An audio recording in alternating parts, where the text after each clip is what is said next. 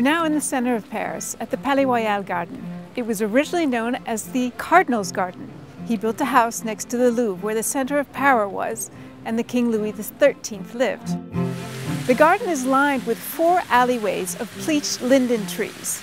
It makes for a very cozy, shaded area in the garden.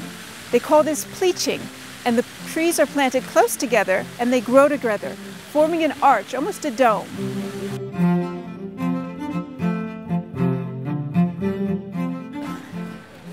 Inside these rectangular beds, you have magnolias on the 4 corners. They're some of the first trees to blossom.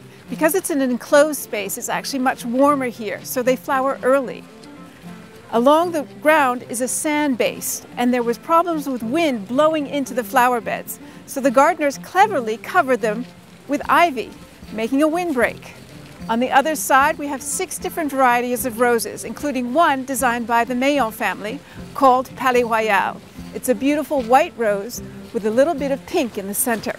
Not much of a scent, but it's very disease resistant and will bloom right up until Christmas. The gardens were slightly modified over time, but a water feature was central in the center of the garden. Surrounding the fountain, you can see a large selection of chairs. People often like to congregate here at lunchtime. In the morning, it's open at 7 a.m. so people can run and do exercises or have a break. These new chairs were designed most recently, and they're called confidantes.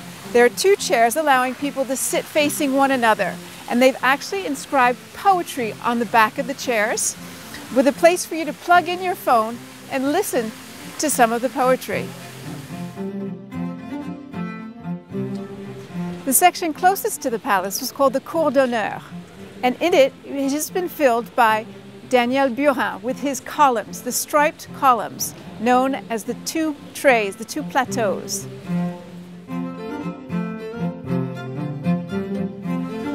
This very contemporary statue collection is a meeting point for people, as well as a wonderful place to take pictures.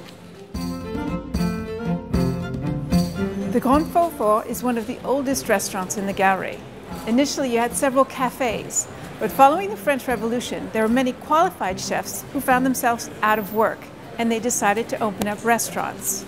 The Faubourg has been here since the late 18th century and has had 3 Michelin stars.